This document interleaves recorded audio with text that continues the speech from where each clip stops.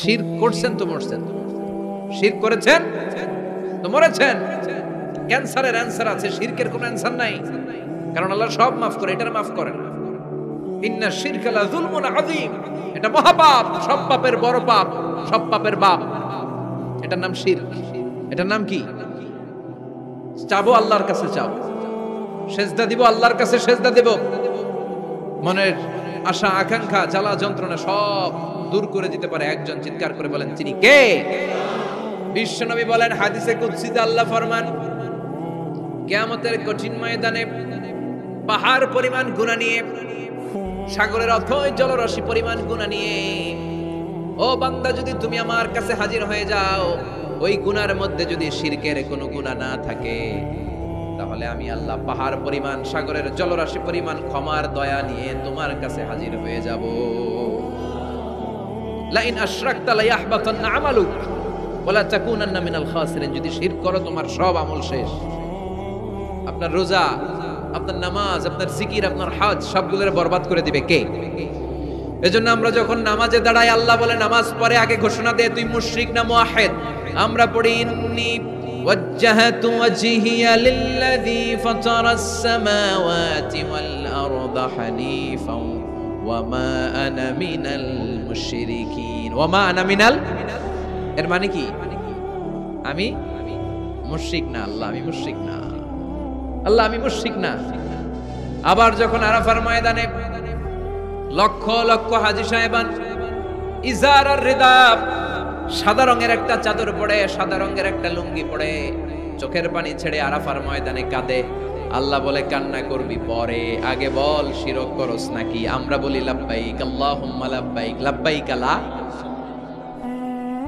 লা শারীকা লাক, আল্লাহ কোনো শিরক করি না, তোমার সাথে কাউরে অংশীদার স্থাপন করি না, তুমি সব রাজার বড় রাজা, মহারাজা, তোমার সাথে কোনো শরীক নাই, তোমার সমকক্ষ মহাবিশ্বে কেউ নাই। এটার নাম তাওহীদ। এটার নাম কি? এজন্য শিরকের সাথে আমাদের কোনো ধরনের সম্পর্ক।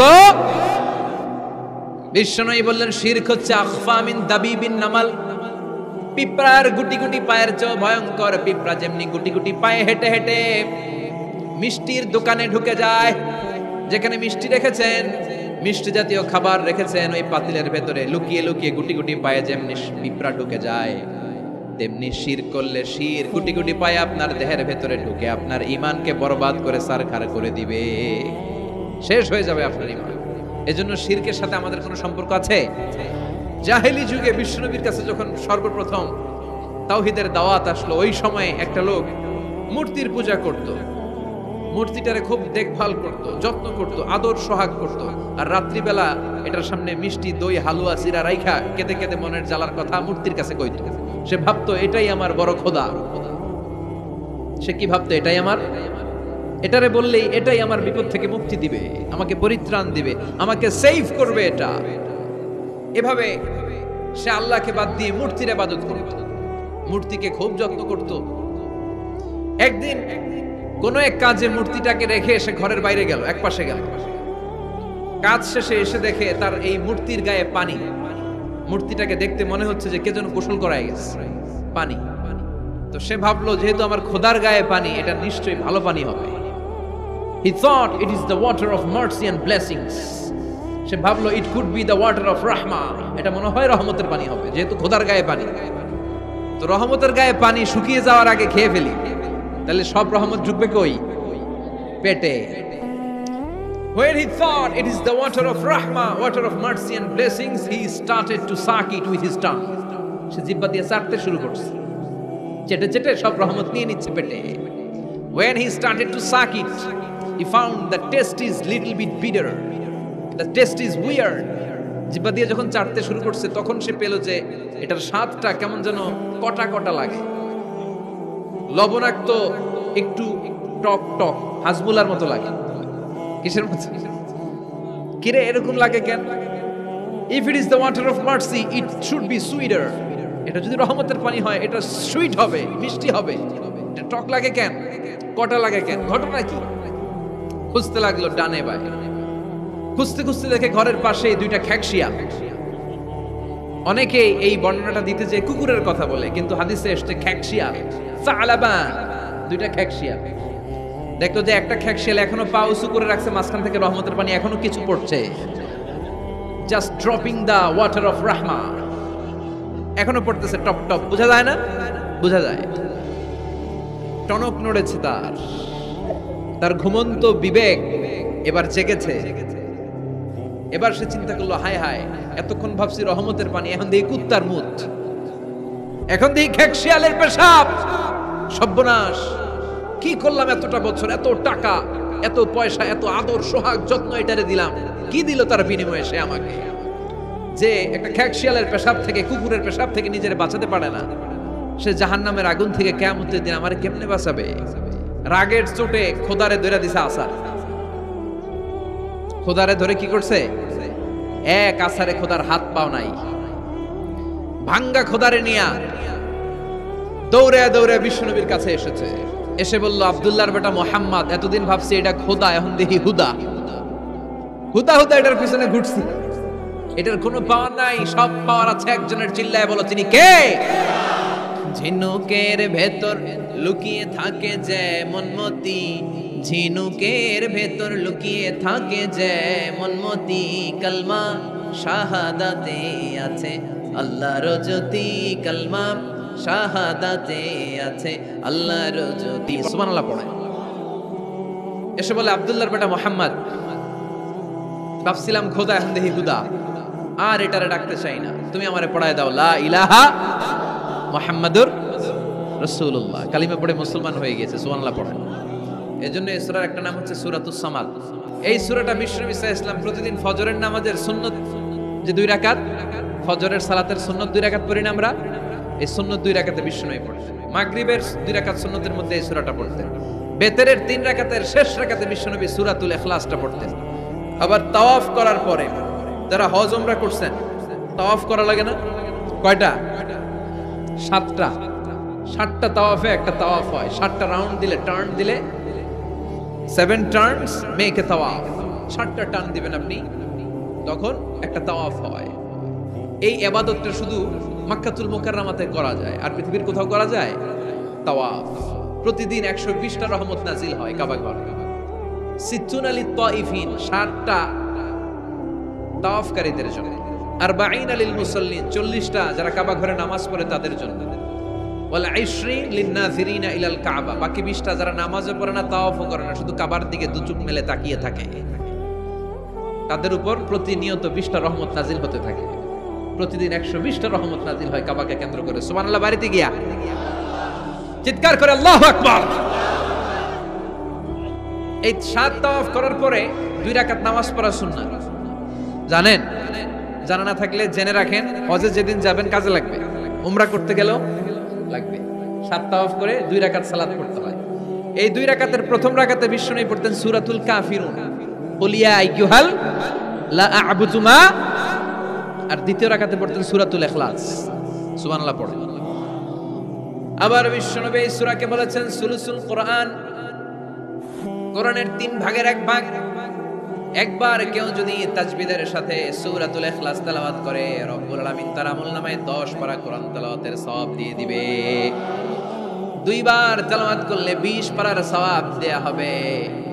3 বার যদি কেউ এই ছোট্ট সূরাটা কেবলমাত্র 3 বার তেলাওয়াত করে, পুরো কোরআন খতমের সওয়াব আমলনামায় দিবে কে? বিশ্বনবী মুহাম্মদ রাসূলুল্লাহ সাল্লাল্লাহু আলাইহি ওয়াসাল্লাম মক্কা থেকে মদিনায় হিজরত করে আসলেন। মদিনায় যাওয়ার আগে কোবা পল্লী, যারা হজ উমরা গিয়েছেন, মক্কা থেকে মাত্র 5 কিলোমিটার দূর একটা মসজিদ আছে, মসজিদে কোবা। প্রতিদিন শনিবার বিশ্বনবী মসজিদে নববী থেকে কোবা মসজিদে হেঁটে হেঁটে যে 2 রাকাত নামাজ পড়তেন। কেউ যদি অজু করে, ঘর থেকে অজু করে যে কোবার মসজিদে নামাজ পড়ে, তার আমলনামে আল্লাহ একটা কবুল উমরা হজের সওয়াব দিয়ে দিবে। এজন্য দেখবেন প্রতি শনিবারে কোবা মসজিদে ভিড়। আমি যতবার গিয়েছি সৌদিতে, প্রত্যেক শনিবারে ওখানে জিয়ারত করেছি। শনিবারে যে কোবা মসজিদে আপনি নামাজ পড়বেন। এই কোবা মসজিদ তৈরি করে বিশ্বনবী চলে আসলেন মদিনাতুল মুনাওয়ারাতে। এসে তিনি জায়গা চুজ করলেন, কোথায় হবে আমার মসজিদ, লোকেশন চুজ করলেন। বিশ্বনবী লোকেশন চুজ করতে পারতেন খুব ভালো। খুঁজে খুঁজে এমন একটা জায়গা তিনি বাছাই করলেন, সেন্টার অফ দ্য সিটি, এটা শহরের একেবারে মাঝখানের জায়গা। বিশ্বনবী বললেন, এই জায়গা আমার লাগবে। সুবহানাল্লাহ কইবেন না? কি জ্ঞান, কি বুদ্ধিমত্তা, কি ফিলোসফি ছিল বিশ্বনবীর। সব জায়গায় বিশ্বনবীর এই অভাবনীয় বুদ্ধিমত্তা। বিশ্বনবী যখন কোনো যুদ্ধে যেতেন, যুদ্ধ ডান দিকে, যুদ্ধ কোন দিকে, কিন্তু সেনাপতি নিয়ে বের হইতেন বাম দিকে, বের হইতেন বাম দিক দিয়ে, গুইরা টুইরা ওই দিকে যাইতেন। সুবহানাল্লাহ কইবেন না? যাতে কেউ কল্পনাই করতে না পারে কোথায় অ্যাটাক করবে। এটা হচ্ছে সেনাপতির যুদ্ধ কৌশল। বিশ্বনবীর যুদ্ধ যদি হতো বাম দিকে, উনি বের হইতেন ওই দিকে।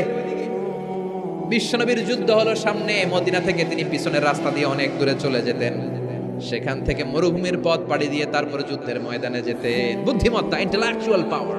হি ওয়াজ a very good mediator ever in the world. পৃথিবীর সবচাইতে বেশি কূটনৈতিক বুদ্ধি সম্পন্ন মানুষ করে আল্লাহ তাআলা বিশ্বনবীকে বানিয়েছেন। ওয়াজ এ ভেরি গুড মিডিয়েটর। মধ্যস্থতা করতে পারতেন ভালো, সালিস করতে পারতেন ভালো। সালিস আমরা বাংলায় বলি সালিশ, আসলে শব্দটা সালিস, আসানি আসালিস। আমার আপনার মধ্যে ঝগড়া, তো আমি এক আপনি দুই, আরেকজন লাগবে কি তিন নাম্বার, আসালিস। এটাকে বলে সালিশ। সালিশই করতে পারতেন বিশ্বনবী, চমৎকার। স্বামী স্ত্রীতে ঝগড়া হইলে মিলাই দিতেন। কত ফাতেমা আর আলীর ঝগড়া মিলাই দিয়েছেন তার হিসাব নাই। সুবহানাল্লাহ কইবেন না? হি ওয়াজ এ ভেরি গুড মিডিয়েটর। ভালো মধ্যস্থতাকারী ছিলেন। স্ত্রীদের মধ্যেও ঝগড়া লাগতো, বিশ্বনবীর স্ত্রীদের মধ্যেও খুনসুটি হতো, ঝগড়া মারামারি। বিশ্বনবীর একমাত্র ভার্জিন কুমারী স্ত্রী ছিল আয়েশা রাদিয়াল্লাহু তাআলা আনহা। ওনার বাড়িতে বিশ্বনবীর আরেক স্ত্রী, খুব সম্ভবত হাফসা বা সফিয়া, কোন বর্ণনা এসেছে পায়েস, কোথাও এসেছে ঝোলওয়ালা তরকারি হাদিয়া নিয়ে আসছে, যে এটা আপনারা দিলাম। আয়েশা তরকারি দেখে রেগে গেলেন, আমার ঘরে তরকারি দিছো কেন? আমি রাঁধতে পারি না? আমি নিজ হাতে রান্না করে বিশ্বনবীরে খাওয়াবো। রেগে মেগে তরকারির ঝোল নিয়ে সফিয়ার বা হাফসার গালের মধ্যে মেখে দিয়েছে। হাফসা যে বিশ্বনবীর কাছে বলি, ইয়া রাসূলুল্লাহ, কুমারী বউ তো আদর করছেন বেশি, লাই দিয়া কই তুলছেন দেখেন। ও নবী, আমি পায়েস নিয়েছিলাম আর ঝোল করা তরকারি নিয়েছিলাম, ভেবেছিলাম আপনিও খাবেন, আয়েশাও খাবে। আয়েশাকে আমি কি রাঁধতে জানি না, নিয়ে আসলা কেন আমার ঘরে, দিলা কেন? আমি রাঁধতে জানি, নিয়ে যাও। শুধু আমার তরকারিটা প্রত্যাখ্যান করে নাই, তরকারির ঝোল আর পায়েস দিয়ে আমার গালের মধ্যে কসমেটিক্স বানায়া দিছে।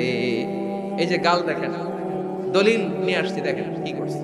বিশ্বনবীর পদ্ধতি ছিল, বিচার কেউ দিলেই he never take any action, he never react anymore। কখনো উনি অ্যাকশনে যেতেন না, উনি দুই পক্ষের কথা শুনতেন। সুবহানাল্লাহ পড়েন। আর আমাদের বিচার করতে গেলে একজনের কথা শুনে আরেকজনরে বাস আছে না নাই? বললেন আয়েশারে ডাকো, আয়েশা এমন করেছো? করেছি। কেন করেছো? বলে ইয়া রাসূলুল্লাহ, মাথাটা গরম ছিল,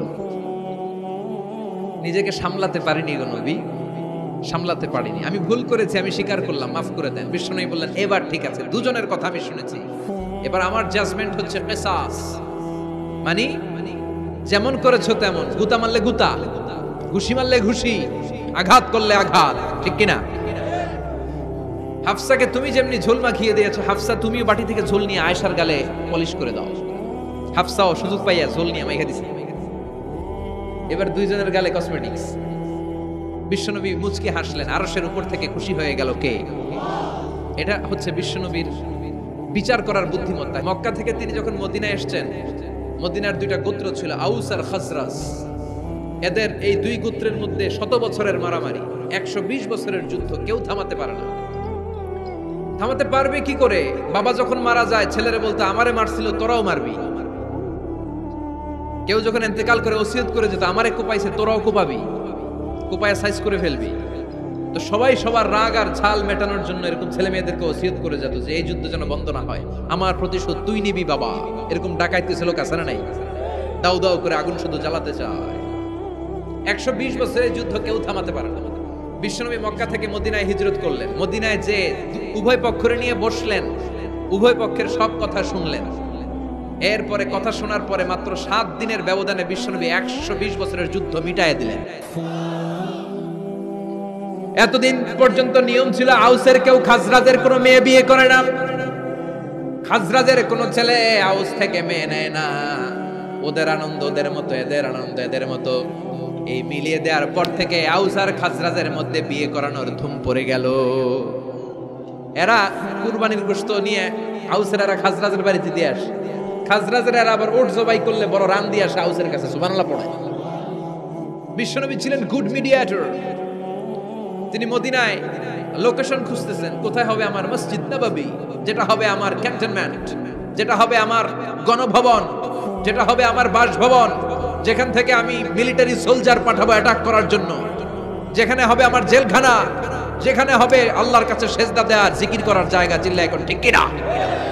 এখন মসজিদগুলোরে আমরা মনে করছি শুধু ইবাদতের জায়গা। এই মসজিদ কেন্দ্রিক সব হতে হবে।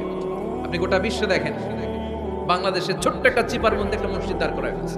মসজিদ হবে অনেক বড় এরিয়া নিয়ে, পার্কিং লট থাকবে বড় বড়। মসজিদের একতলায় থাকবে কমিউনিটি সেন্টার, এক জায়গায় থাকবে হিজামা সেন্টার, এক জায়গায় থাকবে রুকিয়া সেন্টার, আরেক জায়গায় খতিব সাহেব সোশ্যাল কাউন্সিলিং করবে।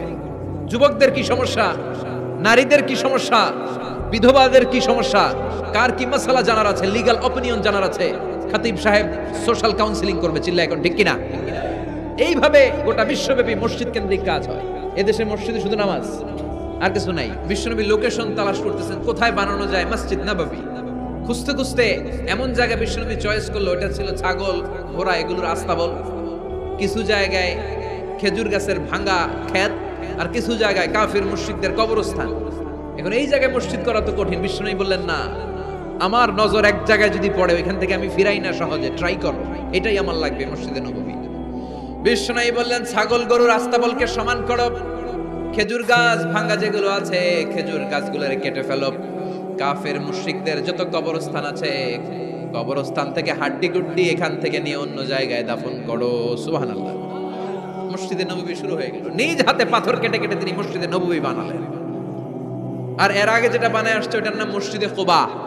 এই মসজিদে কুবাতে বিশ্বনবী সাল্লাল্লাহু আলাইহি ওয়াসাল্লাম এক সাহাবাকে ইমাম বানায় দিয়ে আসলেন। উনি ইমামতি করে মসজিদের, বিশ্বনবী ইমামতি করে মসজিদ নববীতে। মসজিদে কুবার যে ইমাম, তিনি প্রতি রাকাতে জাহারি কেরাতে মানে মাগরিব এশার ফজরের সালাতে প্রত্যেক রাকাতে সূরা ফাতিহার পরেই এই সূরা ইখলাস পড়ে। শুনতেছেন? প্রত্যেক রাকাতে সূরা ফাতিহার পরে কি পড়ে? ইখলাস। মাগরিবের প্রথম রাকাতেও ইখলাস, দ্বিতীয় রাকাতেও ইখলাস, এশার প্রথম রাকাতে ইখলাস, দ্বিতীয় রাকাতেও ইখলাস। ইখলাস পরে এরপর অন্য একটা সূরা পড়ে, কিন্তু শুরু করে ইখলাস দিয়ে। ফজরের প্রথম রাকাতেও ইখলাস, দ্বিতীয় রাকাতেও। মুসল্লিরাকে পাইছি কি? পাইছে কি? খালি ইখলাস, খালি ইখলাস। যে ধরছে আপনি পাইছেন কি বলেন? ইমাম সাহেব বলে কিছুই পাই নাই, আমার মন চায় আমি পড়ি, তোর মন চাইলে তুই পড়, নাইলে যা। তোর কমিটির সভাপতি সেক্রেটারি এই মসজিদের ইমাম হিসেবে আমার নিয়োগ দেয় না, নিয়োগ দিছে বিশ্বনবী। আমার নিয়োগ যদি বাতিল করতে হয় লাগবে বিশ্বনবীরে তুই ভাগ। তোমার মনে চাইলে পড়ো, নাইলে অন্য মসজিদে পড়ো, যাও মিয়া। এটা তো সভাপতির সেক্রেটারির নিয়োগ দেয়া মসজিদ না, এটা নিয়োগ দিয়েছে বিশ্বনবী, ঠিক কিনা? নিয়োগ বাতিল করলেও কে করবে? বিশ্বনবী। সবাই বিশ্বনবীর কাছে যে বললো, ইয়া রাসূলুল্লাহ, এমন মুসল্লি এমন ইমাম আপনি দিয়ে আসছেন, উনি ইখলাস ছাড়া আর কিছু পড়ে না। বিশ্বনবী বললেন তাই নাকি? এমন করে কেন? ডেকে আনা হলো। বিশ্বনবী বললেন, ওরে সাহাবী, ঘটনা কি হাসা? কয় হাসা। প্রতি রাকাতে সূরা ইখলাস পড়ো, তোমার কি কোরআন থেকে অন্য কোন সূরা মুখস্থ নাই? সাহাবী বলে, নবী সব মুখস্থ আছে, কিন্তু এই সূরাটা আমার পড়তে ভালো লাগে, কারণ ফিহি সিফাতুর রহমান, এই সূরার ভেতরে আমার আল্লাহর পরিচয় আছে গো নবী। আমার আল্লাহর পরিচয়টা খুব সুন্দর করে দেয়া, আমার রবের কথা এই সূরার পরতে পরতে পাওয়া যায়, এজন্য এই সূরাটা পড়তে আমি বড্ড ভালোবাসি। বিশ্বনবী বললেন, ইমামতি যাবে না, তোরটা পার্মানেন্ট হইছে। আল্লাহু আকবার। তোর ইমামতি পার্মানেন্ট করে দিলাম, যেমনে পড়াইতি এমনি পড়াবি। প্রতি রাকাতে এই সূরাতুল ইখলাস তুমি পড়ো, সমস্যা নাই। এই যে তুমি সূরাতুল ইখলাস পড়ো, সূরাতুল ইখলাসকে ভালোবাসো, আল্লাহ বলেছেন এই ইখলাসের ভালোবাসার কারণে কিয়ামতের দিন আল্লাহ তোরে জান্নাতে ঢুকায়া দিবে। ইখলাসের ভালোবাসার কারণে আনতা মিন আহলিল জান্নাহ, তুমি জান্নাতে যাবা। হুব্বুকা ইয়াহা ইউদখিলুকাল জান্নাহ, এই সূরার ভালোবাসাই তোমারে জান্নাতে ঢুকায়া দিবে। সুবহানাল্লাহ পড়েন। এজন্য সূরা বেশি বেশি পড়তে রাজি আছেন তো? বিশ্বনবী তাবুকের যুদ্ধে গেলেন। তাবুকের ময়দানে বিশাল যুদ্ধের ময়দান, বিশ্বনবী 30,000 সৈন্য নিয়ে গিয়েছেন। আর খ্রিস্টানদের সৈন্যদের সংখ্যা হচ্ছে প্রায় 40,000। কিন্তু বিশ্বনবী যুদ্ধে এসেছেন শুনে খ্রিস্টান বাদশা দৌড়, সৈন্যবাহিনী নিয়ে সব পালায় গেছে। যুদ্ধ ছাড়াই বিশ্বনবীর বিজয় দিছে কে? বিশ্বনবী তো মহাখুশি, আল্লাহর শুকরিয়া আদায় করলেন। যুদ্ধের ময়দানে বিশ্বনবী দাঁড়িয়ে আছেন, হঠাৎ দেখলেন সাইয়েদনা জিবরাইল আকাশ থেকে জমিনে নেমে আসছে। জিব্রাইলকে আল্লাহ তাআলা 600 পাখা দিয়েছিলেন। সহিহ মুসলিমের বর্ণনা, রাআ রাসূলুল্লাহ জিবরিলা ওয়া লাহু 600 জানাহ। 600 পাখা, কয়শো? 600 পাখা মেলে সাইয়েদনা জিব্রাইল নেমে আসছেন। ওনার পাখার কারণে সূর্যের আলো পৃথিবীর মধ্যে পড়তে বাধা সৃষ্টি হচ্ছে। অন্ধকার দেখে বিশ্বনবী তাকিয়ে দেখে জিব্রাইল একা না, জিব্রাইলের সাথে হাজার হাজার ফেরেশতার বহর। বিশ্বনবী বললেন, কত ফেরেশতা এসেছে? কয় 1,40,000। সাইয়েদনা জিব্রাইল বললেন, ও নবী, আপনি যুদ্ধের ময়দানে আল্লাহর শুকরিয়া করেন, আর ওই মদিনাতে আপনার কলিজার টুকরা সাহাবী মুআবিয়া ইবনে মুআবিয়া আল মুজানি একটু আগে শেষ নিঃশ্বাস ত্যাগ করেছে গো নবী। বিশ্বনবী পড়লেন, ইন্না লিল্লাহি ওয়া ইন্না ইলাইহি রাজিউন। সাইয়েদনা জিব্রাইল বলেন, নবী, এইমাত্র মুআবিয়া ইবনে মুআবিয়া আল মুজানি দুনিয়া থেকে বিদায় নিয়েছে, আপনি কি তার রূহের মাগফিরাতের জন্য গায়েবানা জানাজা পড়বেন না? বিশ্বনবী বললেন, অবশ্যই পড়ব। সাহাবাদের মধ্যে ঘোষণা দিয়ে দিলেন, সবাই ওযু করে আসো। যুদ্ধের ময়দানে আল্লাহ আমাদেরকে বিজয় দিয়েছে, আর খবর পেলাম মদিনাতে আমার সাহাবা মুআবিয়া ইন্তেকাল করেছে। মুআবিয়ার রূহের মাগফিরাতের জন্য আমরা গায়েবানা জানাজা পড়ব। পড়েন সুবহানাল্লাহ। গায়েবানা জানাজা কি বুঝেন? লাশ থাকে না সামনে, লাশ নাই, 4 তাকবীরে এটা আপনি পড়তে পারেন, এটা আপনি পড়তে পারবেন। লাশ নাই, কিন্তু তার জন্য দোয়ার জন্য পড়তে পারবেন। জানাজা মানি দোয়া, দোয়া লিল মাইয়িত। 4টা তাকবীর আপনি অনেক দোয়া করছেন এই মরা লাশের জন্য, এটা তো অর্থ তো বোঝে না, এইজন্য জানাজার পরে আবার হাত তুলে দোয়া করা লাগে আমাদের, কারণ কি দোয়া করছে এটা বুঝি নাই। বুঝলে কিন্তু আর লাগতো না, ঠিক কি না? বিশ্বনবী সাহাবাদের নিয়ে দাঁড়ালেন, লম্বা লম্বা কাতার হলো। সাহাবীদের কাতারের শেষে সাইয়েদনা জিব্রাইল 1,40,000 ফেরেশতাদেরকে নিয়ে জানাজায় শরীক হলেন। বিশ্বনবী 4 তাকবীর দিয়ে জানাজা পড়লেন, আল্লাহু আকবার, আল্লাহু আকবার, আল্লাহু আকবার, আল্লাহু আকবার। 4টা তাকবীরের মধ্য দিয়ে জানাজা শেষ করলেন। বিশ্বনবী তাকিয়ে দেখে সাহাবাদের পেছনে 1,40,000 ফেরেশতা দাঁড়িয়ে জানাজায় শরীক হয়েছে। বিশ্বনবী বললেন, জিব্রাইল, কোনদিন তো এত ফেরেশতা নিয়ে কারো জানাজায় শরীক হতে দেখি নাই। ঘটনা কি? কি এমন আমল ছিল আমার মুআবিয়ার, যে আমলের কারণে মুআবিয়ার নামটা আল্লাহর আরশে চলে গিয়েছে? 1,40,000 ফেরেশতার বহর নিয়ে তুমি জানাজায় শরীক হয়েছো। কি এমন গোপন আমল ছিল আমার মুআবিয়ার, আমারে বলো। সাইয়েদনা জিব্রাইল বললেন, নবী, আপনার মুআবিয়া বিশেষ একটা আমল করত। বিশ্বনবী বললেন, কি সেটা? সাইয়েদনা জিব্রাইল বলে, আপনার এই সাহাবী কাইমান আও কাঈদান, জালিসান আও মাশিয়ান, উঠতে বসতে চলতে ফিরতে সব সময় আপনার এই সাহাবী পড়তে থাকতো, কুল হুয়াল্লাহু আহাদ, আল্লাহুস সামাদ, লাম ইয়ালিদ ওয়া লাম ইউলাদ ওয়া লাম ইয়াকুল লাহু কুফুয়ান আহাদ। পড়েন সুবহানাল্লাহ। উঠতে বসতে চলতে ফিরতে সব সময় এই সাহাবীর একটা অভ্যাস ছিল, উনি কুল হুয়াল্লাহু আহাদের উপর আমল করত। বেশি বেশি সূরাতুল ইখলাস পড়তো। পড়তে রাজি আছেন? আজ থেকে বেশি বেশি সূরাতুল ইখলাসের উপর আমল বাড়ানোর দরকার আছে না নাই? বিশ্বনবী প্রতিদিন সকালবেলা, সন্ধ্যাবেলা, ওয়া ইনদামা ইয়াযহাব ইলা ফিরাশি, আর রাতে যখন বেডে ঘুমাতে যেতেন, হাত দুইটা এরকম করতেন, করে তিনি সূরাতুল ইখলাস পড়তেন, সূরাতুল ফালাক পড়তেন, সূরাতুন নাস পড়তেন। এই 3টা সূরা পড়তেন। এই 3টা সূরাকে একসাথে বলে 3 কুল। কি বলে? কুল আস-সালাসা, কারণ এই 3টা সূরার শুরুতে কুল আছে না নাই? 3 কুল পড়ে বিশ্বনবী হাতের মধ্যে ফু দিতেন। ফু দিয়ে মাথা থেকে শুরু করে মুছতে মুছতে মুছতে মুছতে পা পর্যন্ত মুছতেন, হাত মুছতেন, সারা দেহের যতটুকু সম্ভব বিশ্বনবী সারা দেহের মধ্যে এই 3 কুল পড়া হাত দুইটা দিয়ে সারা দেহের মধ্যে বিশ্বনবী হাত বুলিয়ে দিতেন, মেসেজ করে দিতেন সুবহানাল্লাহ। সকালে, সন্ধ্যায়, আর রাতের বেলা বিছানায় গেলে। এটা protection from all the bad আইস। যত হিংসুক চক্ষু আছে, যত ভূত পেতনি আর শয়তানের অনিষ্ট আছে, সব থেকে আপনাকে রক্ষা করবে কে?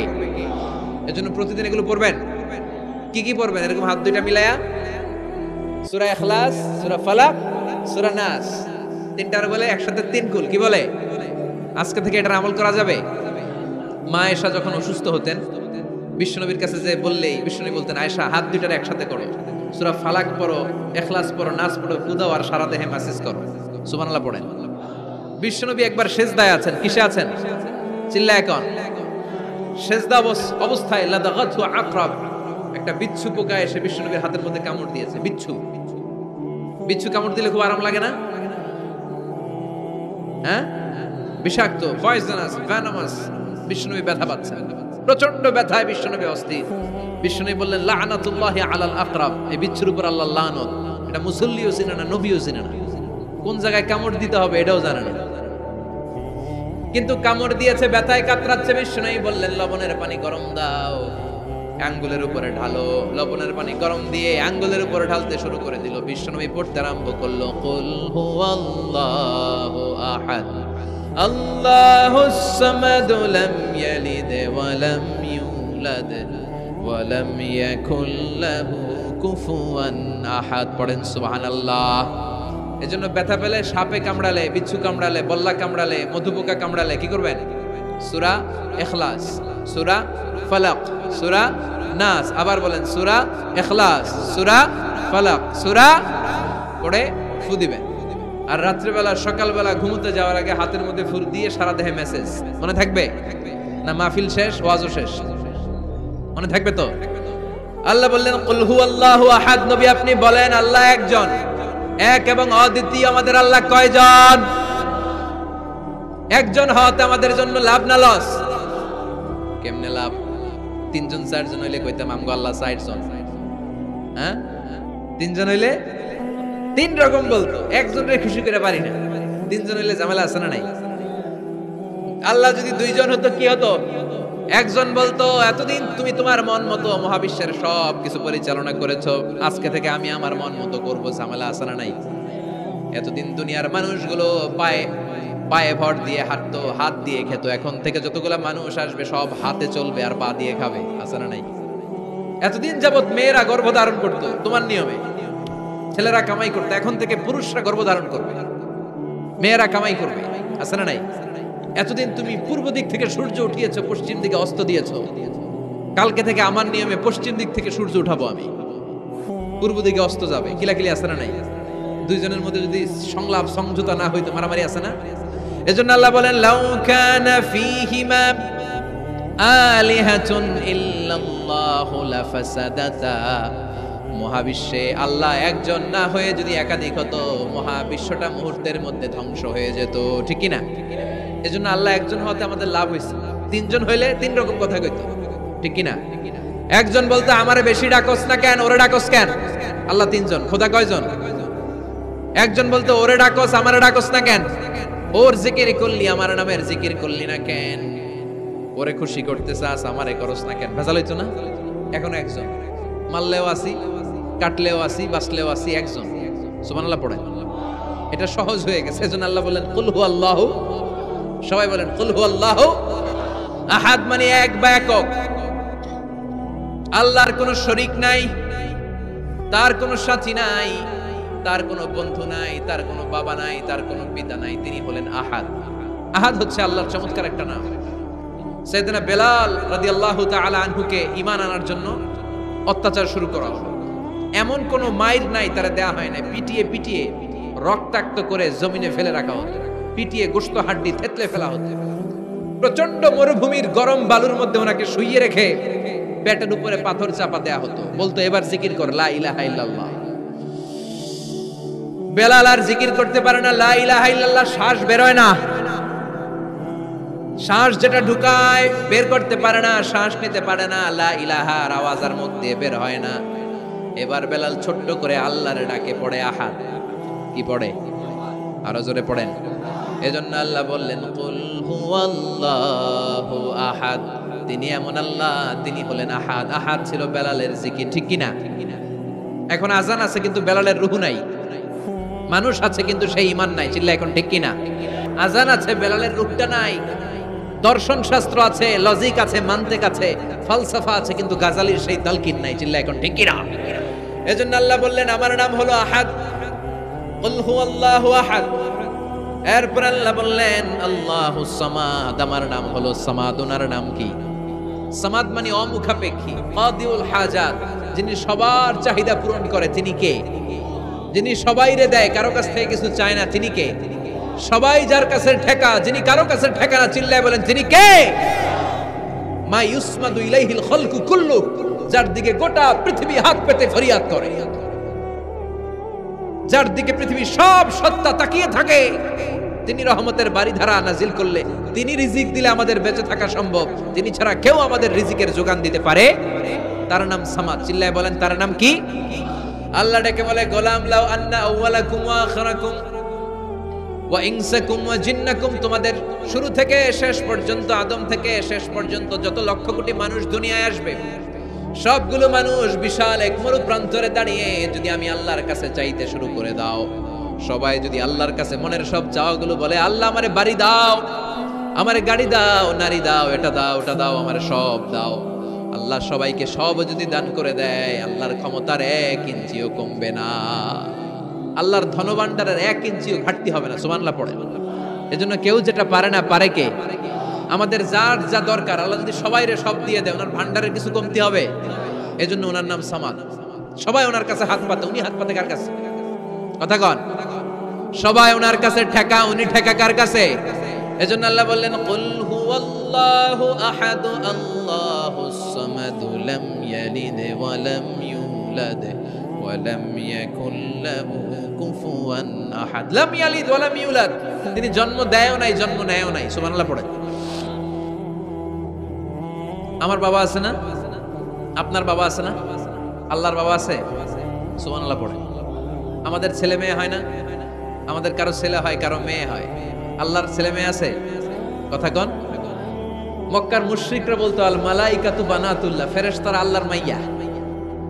কি কইতো? ফেরেশতারা আল্লাহর মেয়ে। আর বলতো সাইয়েদনা উযাইর আলাইহিস সালাম আল্লাহর ছেলে, সাইয়েদনা ঈসা আলাইহিস সালাম আল্লাহর ছেলে, ফেরেশতারা হলো আল্লাহর মেয়ে। আল্লাহ বলে, ভুল বললি, লাম ইয়ালিদ ওয়া লাম ইউলাদ। সুবহানাল্লাহ। তার কোনো নসবনামা নাই, আমাদের নসবনামা আছে। আমার নাম মিজান, বাবার নাম আলী আহমদ, দাদার নাম জাইনুল আবেদিন, তার বাবা মাকরাম, তার বাবা অমুক সমুক, আছে না নাই? বিশ্বনবীর বাবার নাম আব্দুল্লাহ, তার বাবার নাম আব্দুল মুত্তালিব, ওনার বাবার নাম হাশিম, ওনার বাবার নাম কিলাব, মুররা, গালিব, ফিহির, এভাবে যেতে যেতে আদনান, যেতে যেতে ইসমাইল, যেতে যেতে ইব্রাহিম আলাইহিস সালাম, যেতে যেতে শীস, যেতে যেতে আদম আলাইহিস সালাম। এটা বিশ্বনবীর নসবনামা, ঠিক কি না? আমাদের নসবনামা থাকে, আমাদের বংশ পরিক্রমা থাকে। আমার নাম অমুক, বাপের নাম অমুক, দাদার নাম অমুক। তো আল্লাহর নাম আল্লাহ, আল্লাহর বাপের নাম কি? আল্লাহর দাদার নাম আছে? আছে।